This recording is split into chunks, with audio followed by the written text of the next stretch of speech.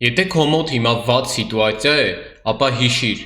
երբ որ մարդը ունի ամեն ինչ, առողջություն, փող, ամեն ինչ, այդ ժամանակ բոլորն էլ կարող են լինել ուժեղ եւ երջանիկ։ Այ իսկական ուժեղ է եւ երջանիկ է այն մարդը, որը որ երբ որ չունի առողջություն, չունի ֆինանս, շատ վատ սիտուացիայում է, բայց միևնույն է նա ուժեղ է, երջանիկ է եւ անում է այն, ինչ որ պիտի անի։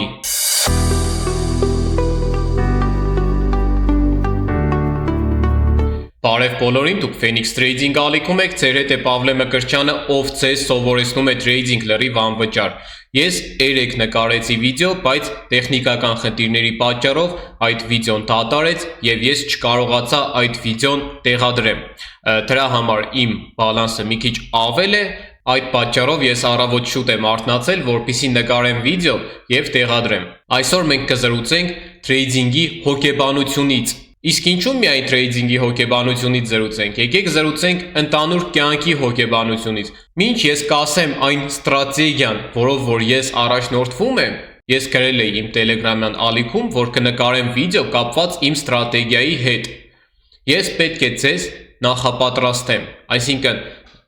բացատրեմ հոգեբանությունը trading-ում, ընդհանուր իմ հոգեբանությունը կյանքում, եւ ապա նոր արդեն ես ձեզ կասեմ իմ ստրատեգիան։ Եվ որպեսզի մենք չծանձրանանք, իմ սիրելի թրեյդերներ ջան, եկեք ուղղակի կատարենք թրենդով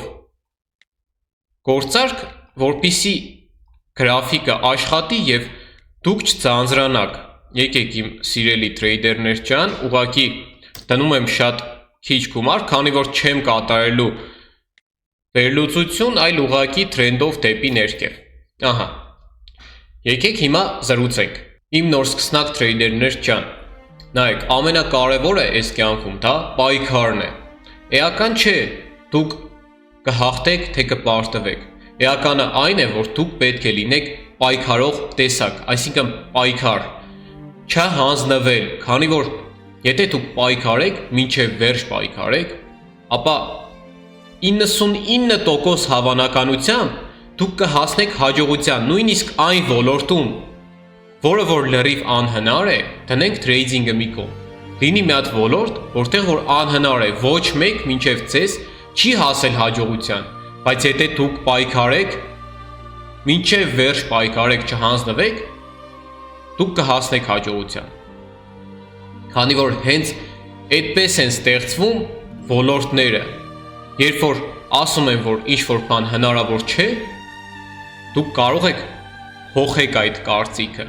դարձնելով այն հնարավոր։ Այս կյանքում ամեն անհնարին կարող է դառնալ հնարավոր, նույնիսկ երբ որ քարի վրա շատ երկար ժամանակ կաթում է կաթիլ, ջրի կաթիլ, այդ քարը ծակվում է։ Հենց այդ հիմունքներով է ստեղծված մեր կյանքը, նայեք, այս վերջերս չգիտեմ ինչի մարդիկ հիանում են այն պինգվինով, բոլորդ էլ տեսած կլինեք, որ պինգվինների խմբակից նա հեռանում է եւ գնում է հակառակ ուղղությամբ, որտեղ որ ինքը պետք է մահանա։ Այսինքն նա ունի ինքնապահպանման վնաստ, բնականաբար ունի, քանի որ դա մեծ պինգվին էր, եթե նա ապրել է այդքան տարի, մեծացել է, ապա հաստատ ունեցել է ինքնապահպանման վնաստ։ Եվ այնուամենայնիվ նա հասկանալով, որ գնում է այնտեղ, որտեղ որ նա կսատկի, գնացել է։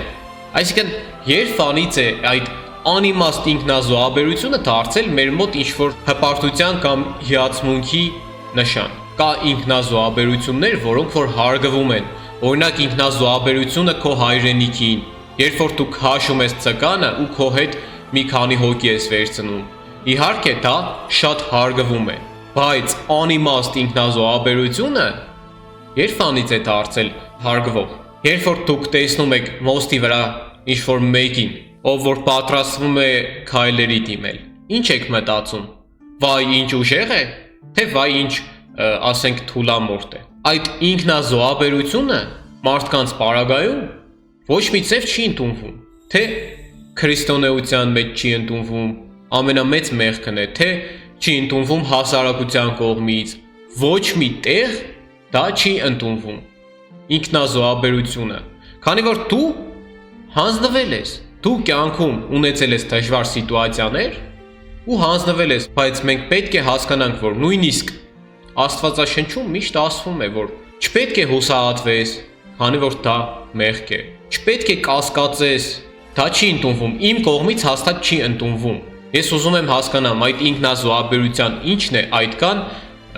գրավիչ ձեր համար։ Եվ ես գծեցի մի ուրիշ վիդեո իմ Telegram-յան ալիքում, եթե տեսել եք Գայլի հետ կապված վիդեոն, երբ որ Գայլը ընկած է թակարդի մեջ որսորդի, այրուն լվիկ եղած, ու հպարտությամբ նստած նայում է որսորդին, ու տեսնում ես, որ աչքերի մեջ չկա վախ, ու Գայլը չէր ընտրել մահը, ոնց որ այդ պինգվինը, որ գիտակցաբար գնում էր մահ։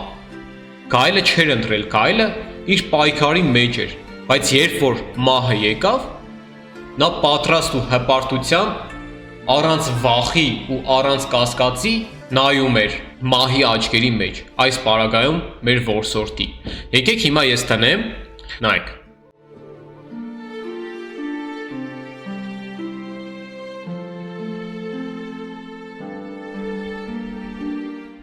Եկեք բաց չթողնենք մեր գործարքի ավարտը, այս կամքը, պայքարը։ Դուք հասկանում եք, որ կան տեսակներ, որ նույնիսկ արդեն մահը եկել է նրանց հետևից, բայց մեկը նրանք պայքարում են ու չեն հանձնվում, հա ընդունում են մահը, դա ուժ է,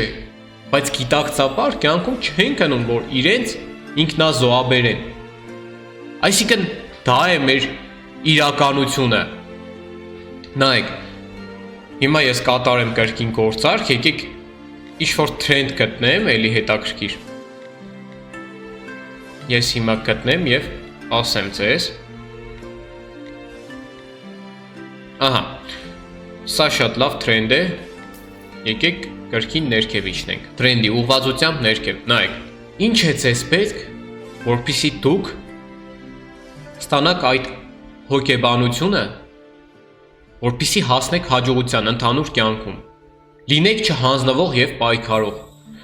Ասեմ իմանաք, կա մի հասարակ բան,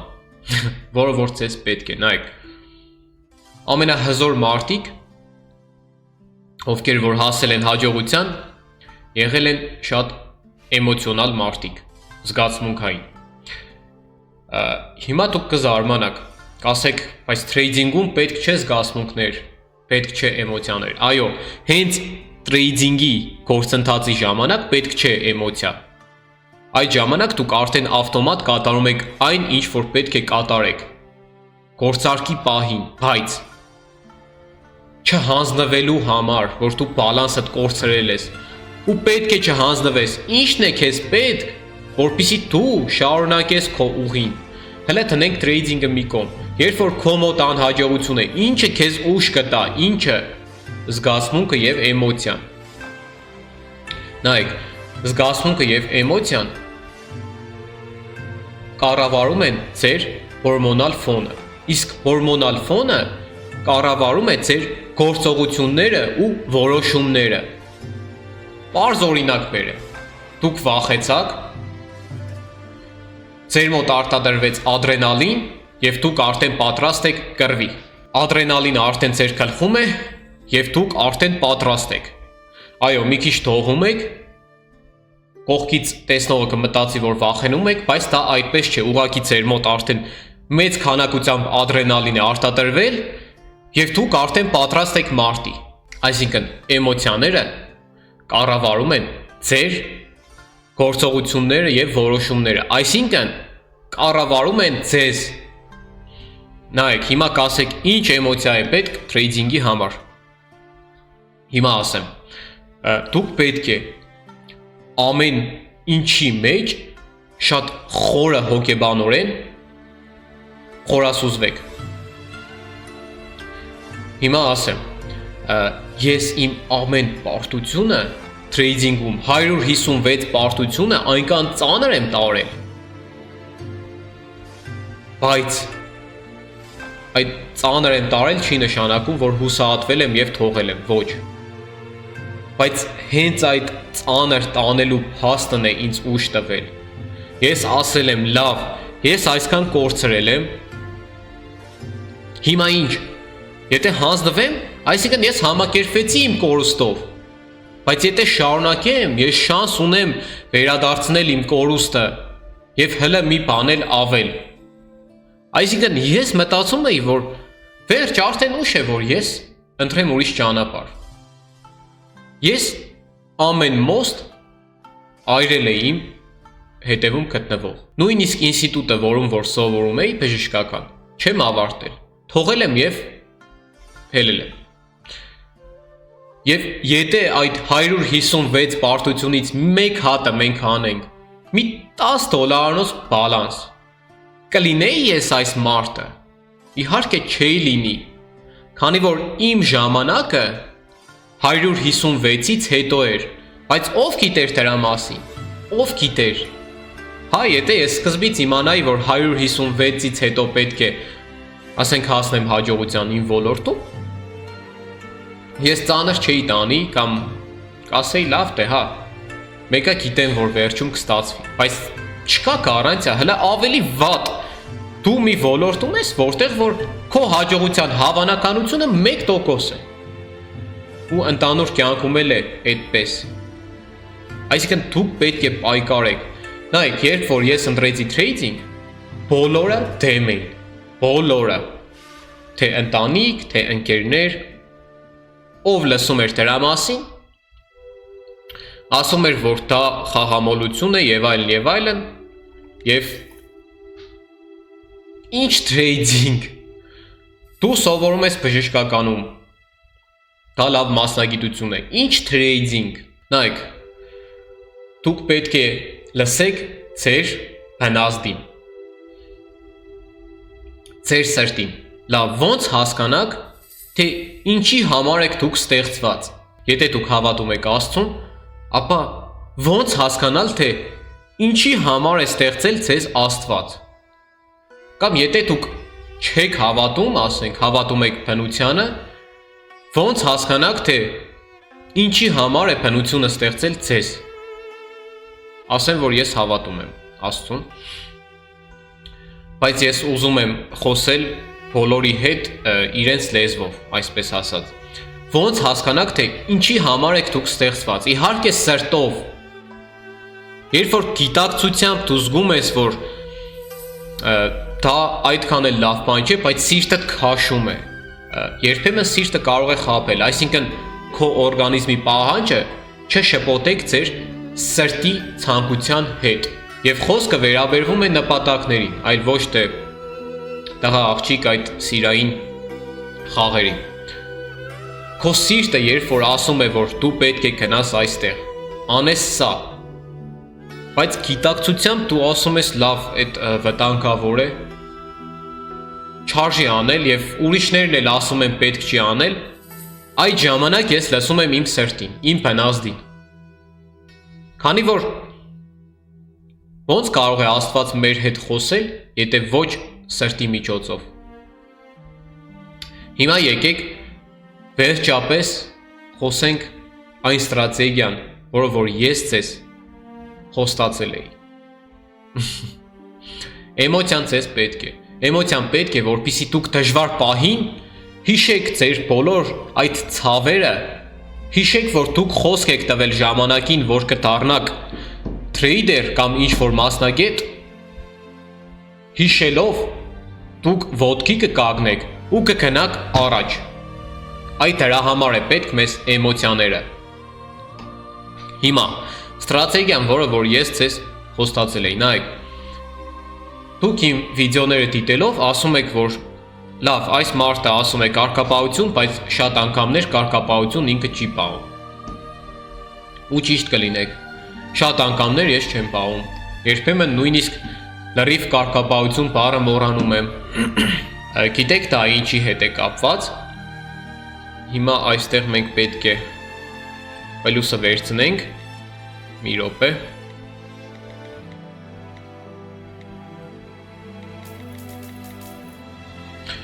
Գիտեք ինչի հետ է կապված, որ ես կարգապահություն չեմ պահում, իմ շատ սիրելի թրեյդերներ ջան։ 2 տարի միայն ես 8-ից 10 ժամ ամեն օր եղել եմ այս գրաֆիկի առաջ։ Եվ նույնիսկ եթե ես չեմ կատարում վերլուծություն, ես ենթագիտակցորեն կատարում եմ, ուղղակի ես չեմ հասկանում։ Այսինքն ես չեմ հասկանում, որ ես ենթագիտակցորեն արդեն կատարել եմ վերլուծությունը։ Երբ որ ես բացում եմ գրաֆիկը, հա ես չեմ տանում սլակ, հա ես ինչ-որ բան չեմ անում, բայց ենթագիտակցորեն ես արդեն կատարել եմ այդ վերլուծությունը։ Հիմա նայեք։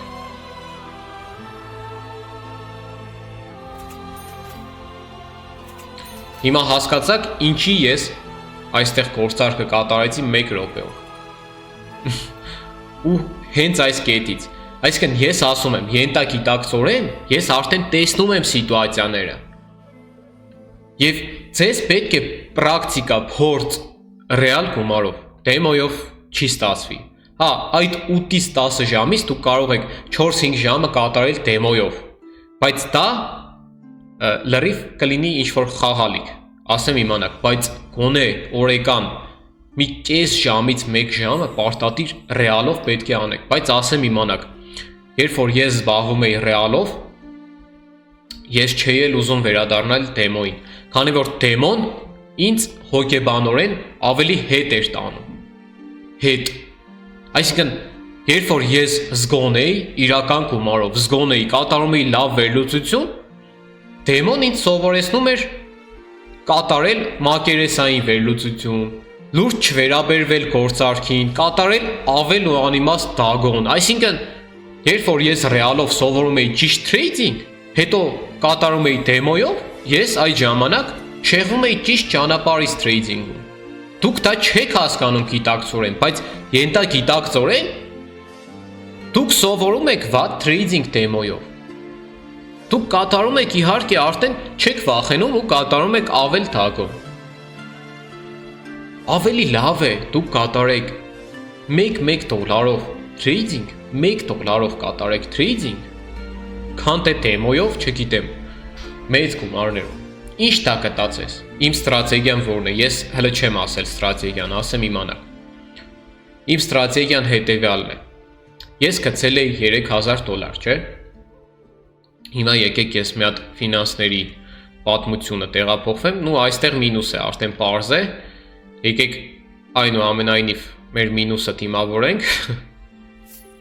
Ահա։ Եկեք հիմա ես տեղափոխվեմ ֆինանսների պատմություն։ Հիմա նայեք։ Իմ ստրատեգիան որն է։ Հիմա դուք կտեսնեք իմ ստրատեգիան։ $3000 ես գծեցի։ Կարգապահությունը որոշակի չափով խախտելով հասա այսքան։ Հələ ավել հասա։ Այսքանը հանեցի, այսինքն իմ գծածից կրկնակիից շատը հանեցի ու հələ այսքան էլ կա։ Նայեք, ես պահել եմ լրիվ լիարժեք կարգապահություն, բայց այդ ձևով դուք շատ դանդաղ եք առաջ գնում։ Եթե ես հիմա պահեի լիարժեք կարգապահություն, օրեկան 5%-ից ավել չկորցնեի, հիմա գիտեք ինչքան կլիներ իմ բալանսը, այս $3000 կլիներ մի $3500։ Ես իրոք ասում եմ ձեզ։ Հիմա իմ բալանսը լավագույն դեպքում, եթե ես չկորցնեի 5%-ից ավել, եթե ես կանգ առնեի 5% գումար աշխատելու ժամանակ, ապա կլիներ հիմա $3500, բայց իտոգում, երբ որ ես ակցենտը դրեցի իմ փորձի վրա, իմ պարագայում, իմ սիրելի դիտորդներ, դուք հələ պետք է հասնեք դրան, ես կորցրել եմ 2 տարի, բայց թե որքան ժամանակ է պետք ձեզ, ես դա չեմ կարող ասել, հնարավոր է ավելի քիչ, հնարավոր է ավելի շատ, ամեն մարդ ունիկալ է, այսինքն ամեն մարդ տարբեր է ստեղծված, հիմա ես չեմ կարող ասել, թե երբ ձեր մոտ դա կստացվի, նայեք, սա է իմ ստրատեգիան, աշխատել շատ, հանել ստրախովկա և կրկին աշխատել, հա ես ռիսկի եմ դիմում, 5%-ից ավել, ես երբեմն ռիսկի եմ դիմում իմ ամբողջ բալանսը, այսինքն ես հնարավոր է կորցնեմ դա, ես դա գիտակցում եմ, բայց ես վստահում եմ իմ փորձին, բայց դուք պետք է հələ սովորեք, ձեզ պետք է կարգապահությունը, ռիսկ և money management օրենքները ձեզ պետք է։ Դրա համար դուք պետք է հələ որ Դուք պետք է հələ որ լինեք շատ կարկապահ։ Եղեք շատ կարկապահ, սովորեք լիարժեք թրեյդինգ։ Երբ որ սովորեցիք, վստահ եղաք, կարող եք օգտագործել այս ստրատեգիան։ Նայեք, այսօր չեմ ուզում ցուցադրել մեր ալիքները։ Մենք ունենք փակ Telegram-յան ալիք, որտեղ դուք կարող եք ստանալ այս երկու օգնական ծրագրերը։ Փակ ալիք մուտք գործելու համար, որպեսզի ստանաք իմ գիտելիքներով ծրագրերը, պետք է